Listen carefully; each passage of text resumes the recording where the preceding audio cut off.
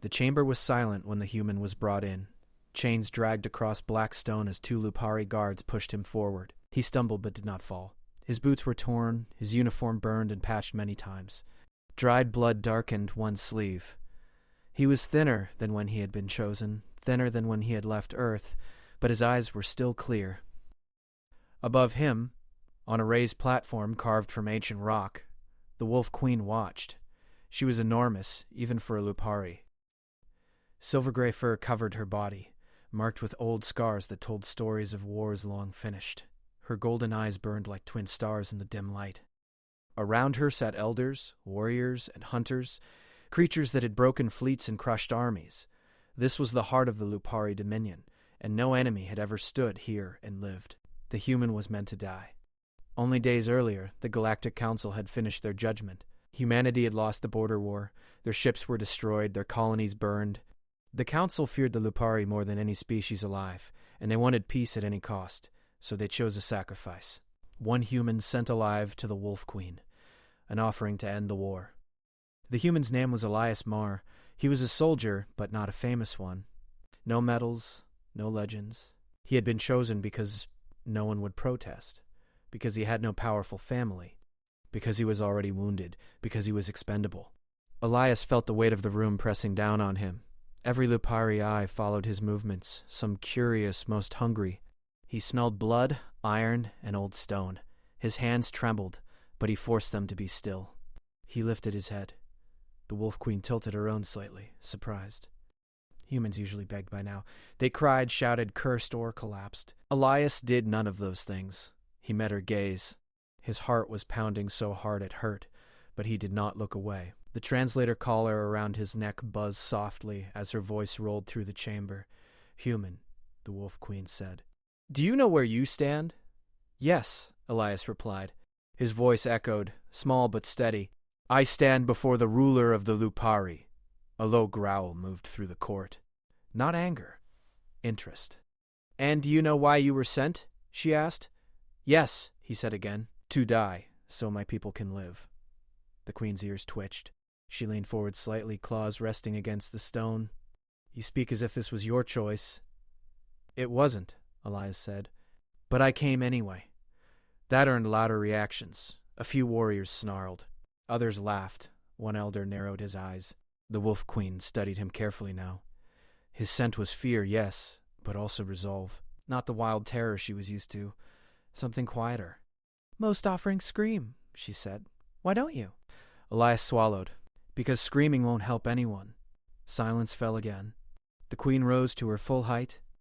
She stepped down from the platform, each movement slow and deliberate.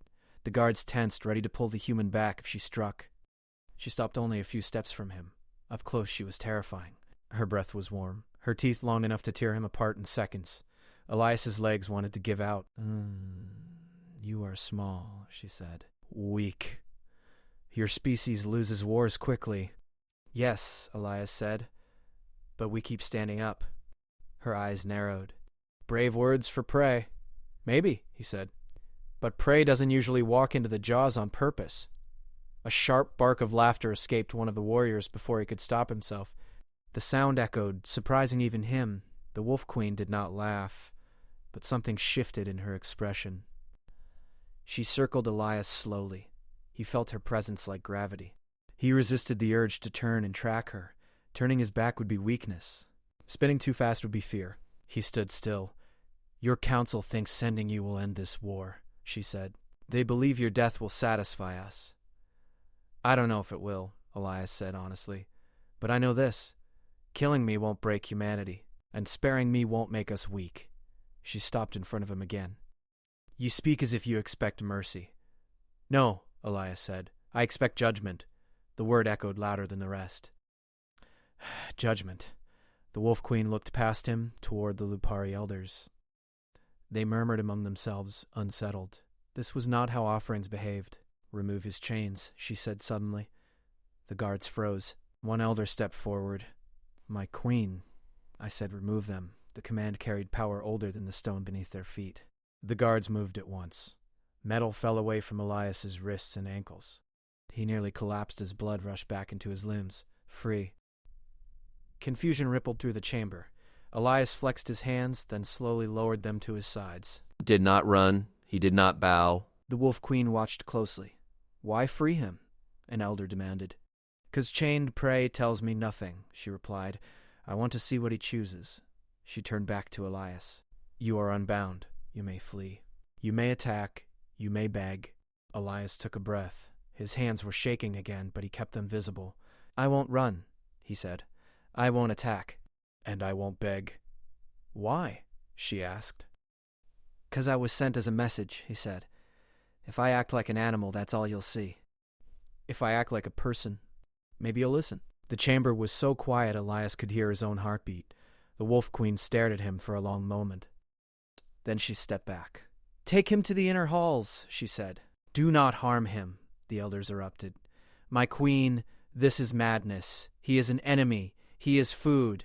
She silenced them with a raised claw. "He is an offering," she said, "and I will decide his worth." Elias was escorted out, this time without chains. As the massive doors closed behind him, whispers filled the throne chamber. The Wolf Queen returned to her seat, but her mind was no longer on the elders. It was on the human. Later, in a smaller chamber carved deep into the mountain, Elias sat alone. A simple meal had been placed before him. Meat, bread, water. He stared at it in disbelief before carefully eating. Every bite felt unreal. He expected torture. Interrogation, death. Instead, he was alive. Hours passed, then footsteps. The Wolf Queen entered alone. Elias stood slowly, keeping his movements calm. "Your Majesty." She waved the title away. "I did not come for formalities." She studied him again, closer now, without an audience. "Tell me something, human," she said. "When your leaders chose you, did you hate them?" Elias thought of Earth, of the council room, of the way no one met his eyes. "Yes," he said softly, "for a moment." "And now?" "I still do," he admitted.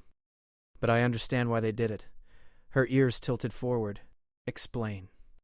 "Fear," he said. "Fear makes people cruel. It makes them trade lives for time." The Wolf Queen nodded slowly. "We understand fear well." She walked to a narrow window cut into the stone. Beyond it, stars burned cold and distant. "Long ago," she said, "we were prey too." Elias did not speak. "They hunted us," she continued. "We survived by becoming something the galaxy feared more." She turned back to him. "You remind me of what we were before that." Elias met her gaze again. "Then maybe we're not so different." The words hung between them. Finally, she spoke. "You will remain here." "As a prisoner?" he asked. She shook her head. "As a guest. For now." "For now," Elias repeated. She stepped closer, towering over him once more, but her voice was quieter. "Understand this, human," she said. "You stand between extinction and survival. Not just for your species, for yours too," Elias said gently. Her eyes flashed, but she did not deny it. When she left, the door sealing behind her, Elias sat down heavily. His body shook now that he was alone. He pressed his hands to his face and laughed once, weak and breathless. He was still alive. Far away alarms rang through the galaxy as reports spread. The Wolf Queen had not killed the human. And for the first time in generations, the most feared ruler in the stars was curious. The offering had become something else, and the war was no longer simple. Elias woke to the sound of distant howls.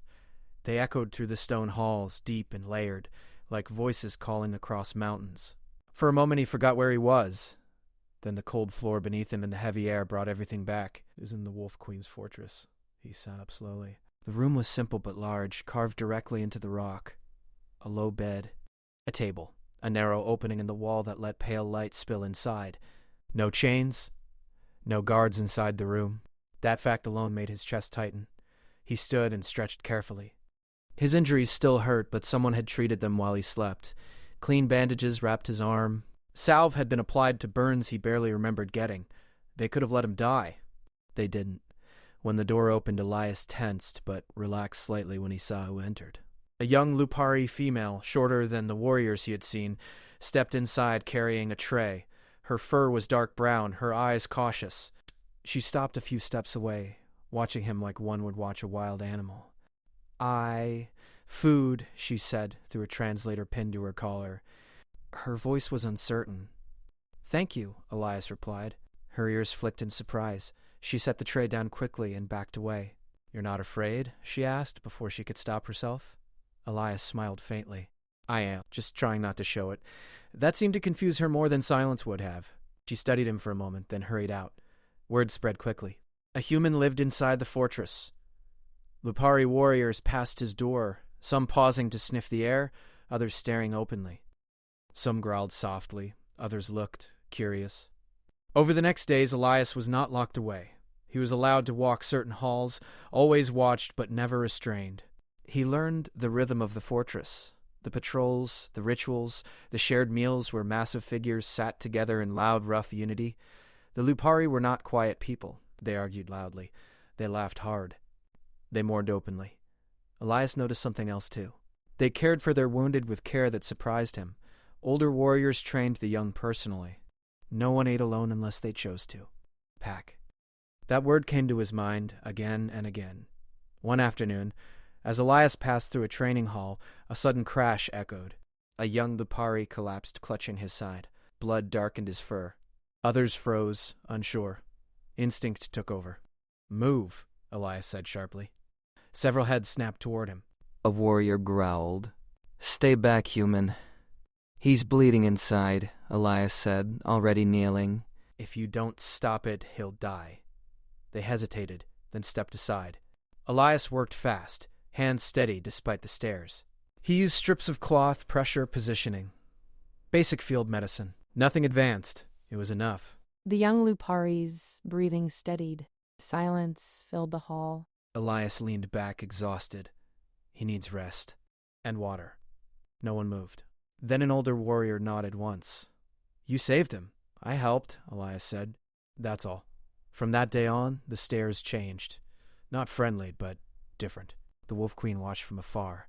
She saw him speak gently to cubs who followed him with wide eyes. She saw him refuse extra food when offered, taking only what he needed. She saw him step aside for elders without being told. Most of all, she saw that he did not try to earn favor. He simply was. Her advisors pressed her daily. He is a weakness, one said. He is a spy, said another. He should be tested, growled a third. The Wolf Queen listened, silent. Then the attempt came. It happened during a gathering. The queen stood before her people, speaking of patrols and borders. Elias stood at the edge of the chamber, where he was always allowed, a blur of movement. A hidden blade flashed from the crowd. The Wolf Queen turned too late. Elias moved without thinking. He stepped forward, arms raised, and the blade buried itself in his side instead. Pain exploded through him. He gasped, stumbling, but stayed standing. Chaos erupted. The attacker was torn down instantly. Warriors surrounded the queen, snarling. Someone caught Elias as his legs finally gave out. Blood soaked his clothes.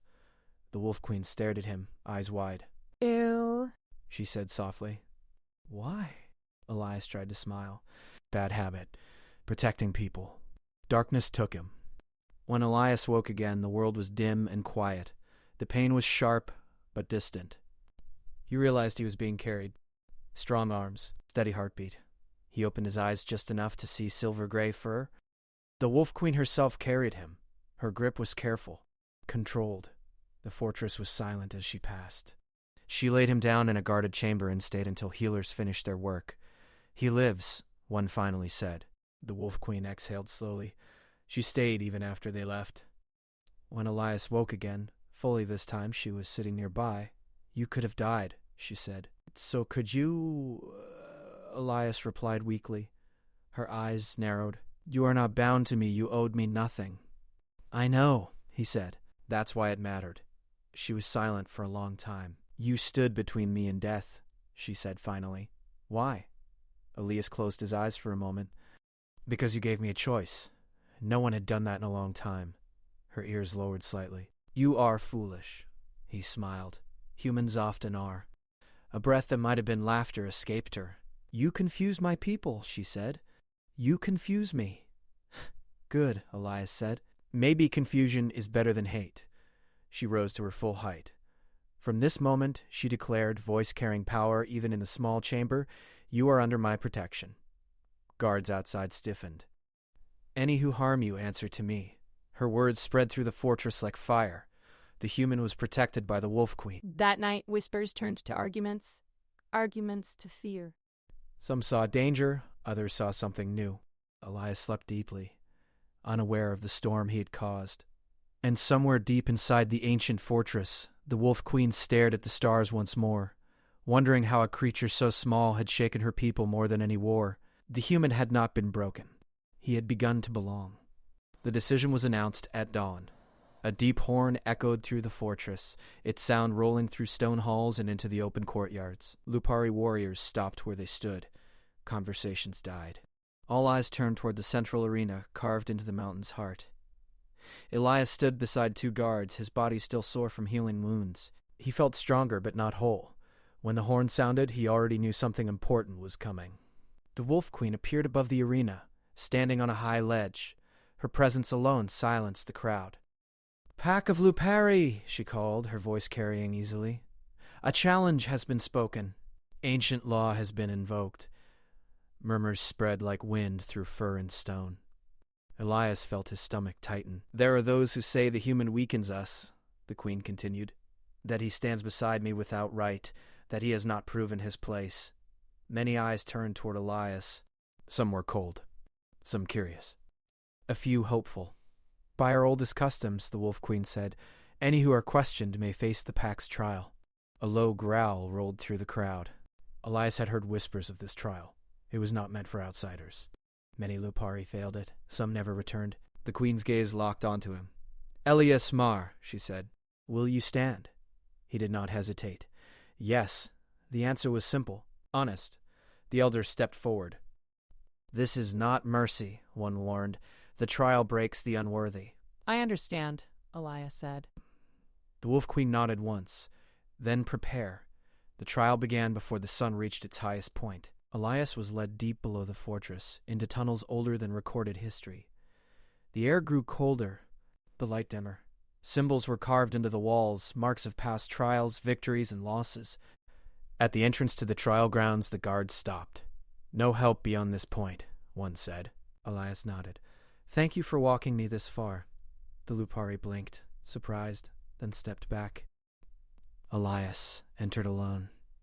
The first test was endurance. The tunnel opened into a vast cavern filled with uneven stone paths, steep climbs and sharp drops. Cold water rushed through channels cut into the floor. The air smelled of earth and effort. There was no clear path forward. Elias moved carefully. His injuries slowed him, but he kept going. He slipped once, scraping his hands. He climbed, rested, then climbed again. Hours passed. Hunger crept in. Thirst burned his throat. At one point, he found another contestant. Young Lupari collapsed near the water, breathing shallowly. His leg was badly injured. Elias froze. Leaving him would be easier. But Elias knelt. He tore cloth from his own shirt, stabilized the leg as best he could, and helped the Lupari drink. Then, slowly, painfully, he helped him move to a safer ledge where others might find him. Cost Elias time, strength. He continued on, limping now, but steady. Above, unseen, elders watched in silence. The second test came without warning. The cavern narrowed until Elias could barely stand. The light vanished completely. Sounds echoed strangely. Every step felt uncertain. Then voices came. Not real voices, but memories. "You were chosen because no one would miss you. You are weak. You should have stayed down." Elias stopped walking. His hands trembled. He closed his eyes. "I'm still here," he whispered. The voices faded. He moved forward again. The third test was the hardest. A wide chamber opened, lit by glowing stone. In the center stood 3 paths. An elder's voice echoed through hidden speakers. "Choose," it said.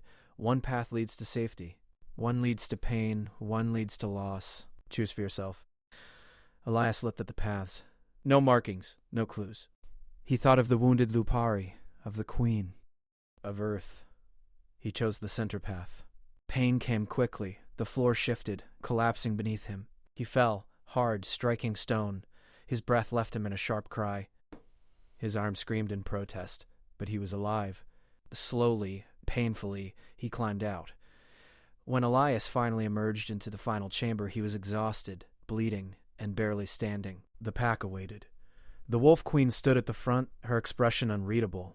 Elias swayed, but stayed upright. An elder stepped forward. You could have abandoned the injured. You did not. You could have chosen safety. You did not. Why? Elias took a breath. Because strength that leaves others behind is not strength. Silence followed. And the Wolf Queen moved. She stepped down, approached Elias, and stood before him. Slowly, she raised her claw and pressed it gently against his shoulder.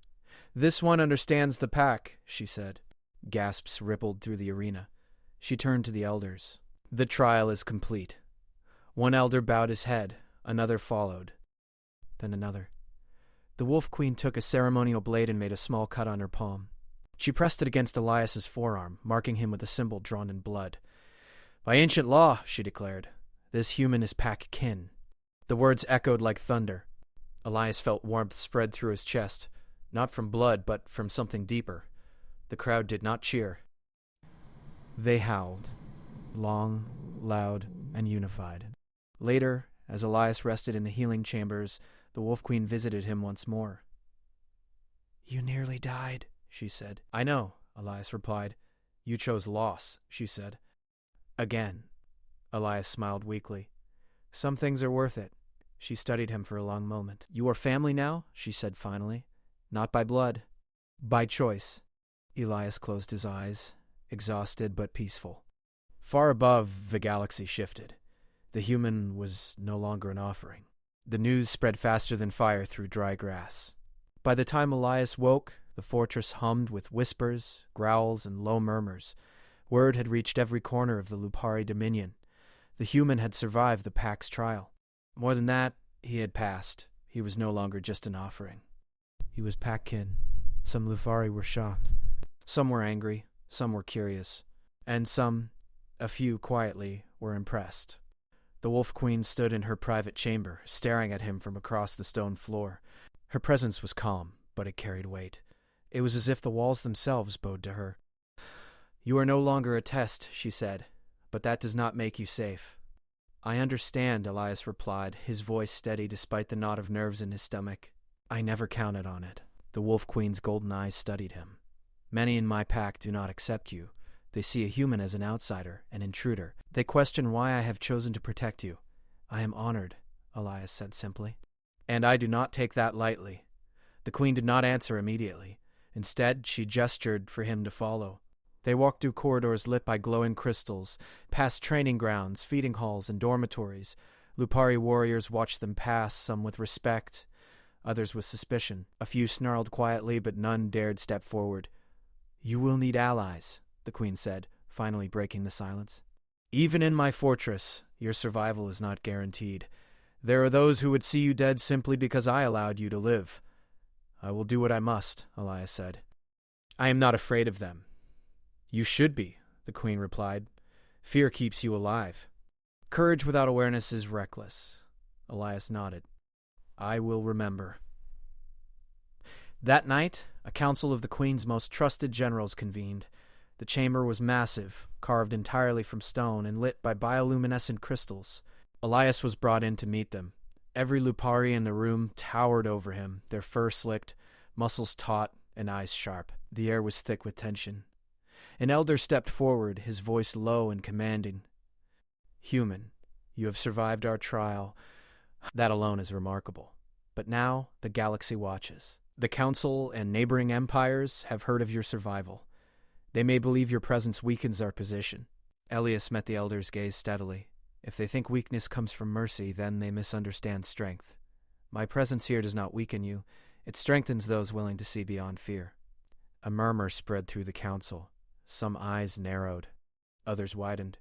You speak boldly, another warrior said. Do you understand the consequences of boldness? Our enemies do not respect mercy. They respect power. I understand, Elias said. But power alone does not win wars. Strategy, adaptability, and understanding the enemy are stronger than brute force alone. That is what I can offer. The Queen remained silent, watching him with her usual intensity. She had brought him here not as a student, not as a pawn, but his family. Suddenly, a warning horn blared. The walls vibrated with the sound of distant engines. Outside the fortress, massive warships moved into position, cutting through the void of space. The Coalition fleet, made up of species threatened by Lufari expansion and wary of human intervention, had arrived. The Lufari generals reacted immediately. Orders were shouted, warriors scrambled, and war machines rumbled to life. The fortress trembled beneath the organized chaos of preparation. Elias stood beside the Queen, scanning the tactical projections projected by the fortress. "They've underestimated you," he said quietly. "They think the Lupari are predictable, that their tactics are known, but you are not predictable." The Queen's ears twitched. "Explain." "They rely on strength, yes, but they cannot anticipate how intelligence and instinct can work together. They cannot predict a mind that is unafraid to take risks they would never dare. That is where humans excel. We survive by thinking differently, adapting when all else fails." The Queen considered this. "Then what do you propose?" Elias pointed to the positions of the enemy fleet. "We cannot meet them head-on. We will divide their forces, lure them into traps, and exploit their overconfidence. You have warriors who can strike with precision, dedicated, strategically. Let me coordinate with them." The generals exchanged doubtful looks. Some muttered that humans could not understand the way the pack fought, that he could not command warriors who were stronger and faster. The Queen's voice cut through the room. "He has proven his loyalty. His insight saved lives in the trial." We will listen to him. Elias nodded, suddenly aware of the weight of her trust. He would not fail. The battle began at first light. Lupari warships leapt into the void, sleek and deadly. Human fighters joined, their movements calculated, guided by Elias's rapid instructions. He had learned the capabilities of Lupari warriors quickly, their speed, their senses, their instincts, and he used them to their advantage. The Coalition fleet expected a straightforward fight. They had studied past Lupari campaigns and believed their forces would overwhelm any defenses. But Elias anticipated their moves, sending Lupari ships in unexpected formations, leading the enemy into choke points where their larger numbers became a liability. On the ground, the Queen's warriors moved with unmatched precision. They were lethal, coordinated, and unstoppable, but they now had guidance. Human insight amplified their natural instincts. Every move was calculated. Every strike predicted. The tide turned quickly. The Coalition forces faltered, confused by the new strategies, their attacks failing again and again. During the battle, a section of the fortress came under heavy fire. Explosions shook the stone, dust and debris filling the air. Some warriors faltered, but Elias did not. He coordinated their defense, directing warriors to reinforce weak points, ensuring the Queen's safety while keeping the fortress intact. The Queen watched him, impressed. Not because he fought, but because he led without fear. He did not demand respect. He earned it through action and strategy. Hours passed, and the Coalition fleet, exhausted and outmaneuvered, began to retreat. Their ships limped away, leaving behind scattered debris. The Lupari had not only survived, they had dominated. Victory was theirs. The fortress erupted in triumphant howls. The air was thick with relief, pride, and the bond of shared survival.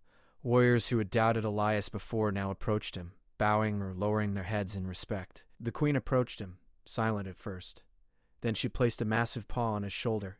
"You have done well," she said softly. "You have proven that strength is not only in muscle, but in mind and heart.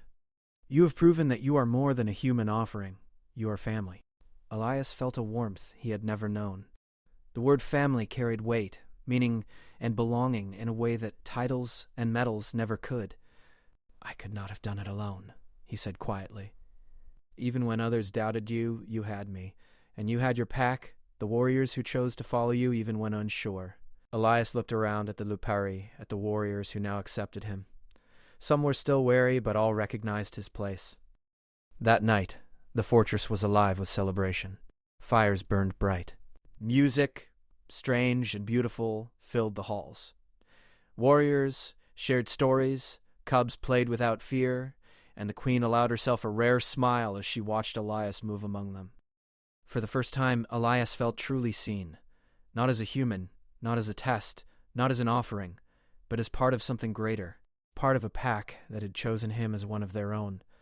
Far above, stars sparkled indifferently. Yet, in the quiet spaces between them, the galaxy seemed to shift. It had watched the unthinkable happen. A human had survived where many would have died, and in doing so, had changed the course of history. Elias thought of Earth. He thought of the council that had offered him as a sacrifice, and he realized something simple yet profound. Humans were not always the strongest species, not the fastest, not the most fearsome, but they had something no one could measure: the courage to act even when the odds are impossible, and the will to stand for others, even at their own peril. He was a human. He was small. He was far from home. But in this fortress, with the Wolf Queen beside him, he was something more. He was a bridge between species, a symbol of what humanity could achieve when courage met compassion, and the galaxy would take notice.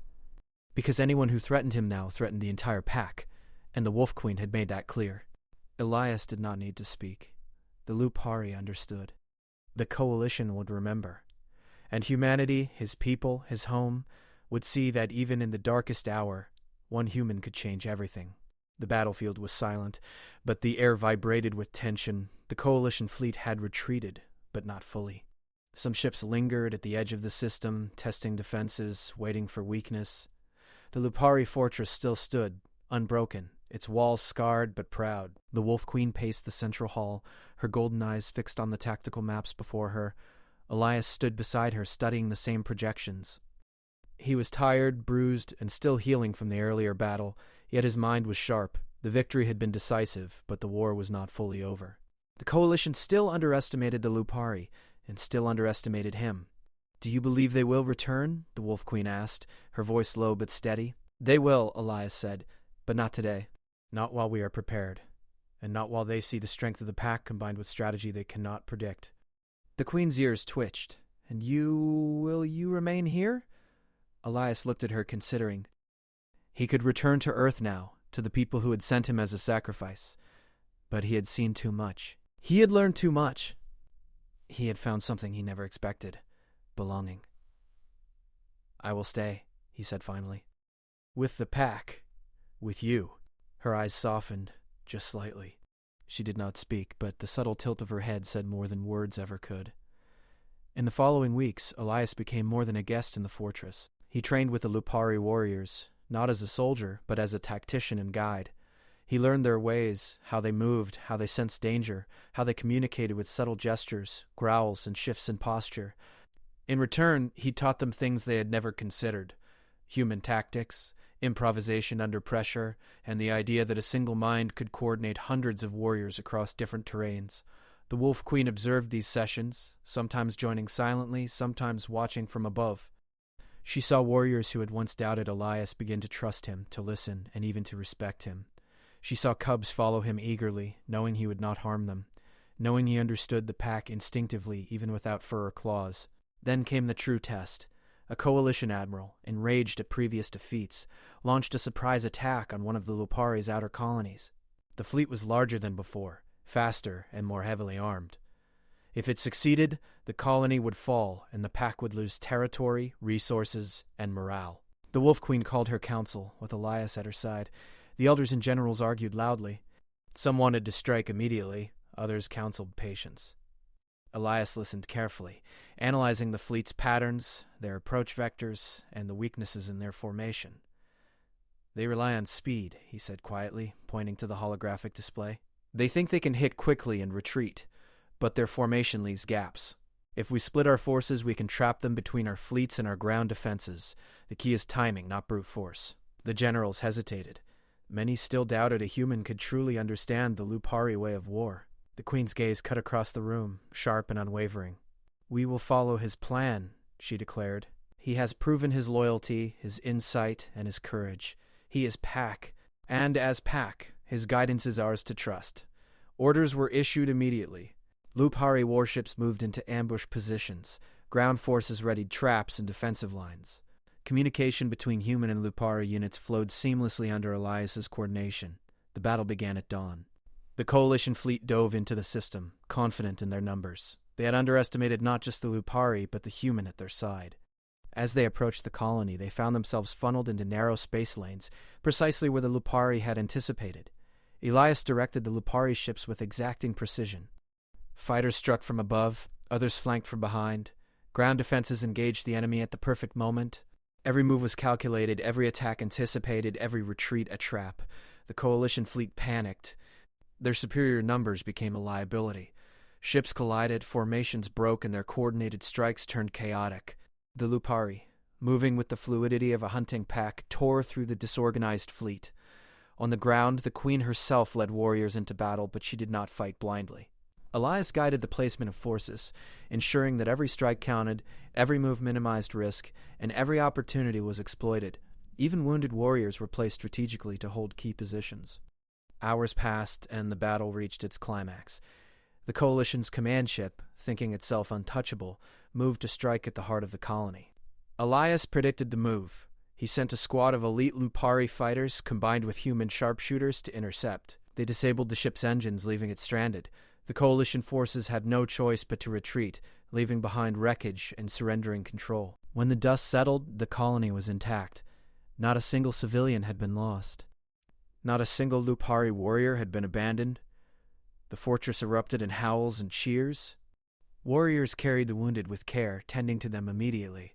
The queen herself walked through the crowd, her eyes searching for Elias. He was leaning against a wall, breathing heavily but smiling. When she approached, she lowered her massive head, letting him see the respect and pride in her eyes. "You have done what none expected," she said softly. "You have guided my pack to victory. You have shown wisdom, courage, and loyalty beyond measure. You are more than pack. You are family." Elias felt warmth spread through him. He had never expected this. Never expected to be chosen, not as a tool, not as a pawn, not as a symbol, but as family. "I only did what I could," he said quietly. "I was given a choice, and I chose to act." "That is all." The queen shook her head slightly. "No, that is everything. You chose, and that choice changed the lives of thousands. That is strength beyond fur, teeth, or claws. That is human strength. That is why you belong." Days later, the fortress returned to its routine, but nothing was the same. Elias was no longer treated as an outsider. Warriors sought his advice, cubs followed him in the halls, and even the elders regarded him with respect. The Wolf Queen called him to her private chamber one evening. The room was quiet, lit by the soft glow of crystals. "You could have returned to Earth," she said, "to the people who sent you as a sacrifice." "I could," Elias said. "But I have found something here I never expected. A pack.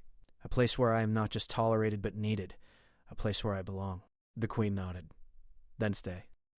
Not as a guest, not as a visitor, but as part of my pack. You are family, Elias, and family stands together, no matter the storms to come." He smiled. "I will stay." From that day forward, humans and Lupari began to cooperate in ways never before imagined. Scouts shared techniques, warriors trained together, strategies were developed combining human ingenuity with Lupari instincts. The galaxy watched in awe as two species, once enemies, now stood side by side. Years later, when Elias walked through the fortress, he no longer felt like the outsider. The cubs ran to him eagerly, the warriors acknowledged him with nods, and the queen always greeted him as one of her own. The human had survived a world that expected him to die. He had earned respect where few thought it possible. He had guided a pack, not with strength alone, but with courage, strategy, and empathy. And the Wolf Queen had made it clear to all, anyone who threatened him now threatened the entire pack. In the end, Elias did not need titles, medals, or recognition. He had something far greater. He had been chosen. Chosen as family by the galaxy's most feared and respected leader. And in that choice, he found purpose, belonging, and a legacy that would echo through generations. He was a human, small and fragile in many ways, yet unbroken. He was proof that courage, wisdom, and the will to protect others could change the course of history. And in the eyes of the Wolf Queen and the pack she ruled, that was worth more than any victory in the stars.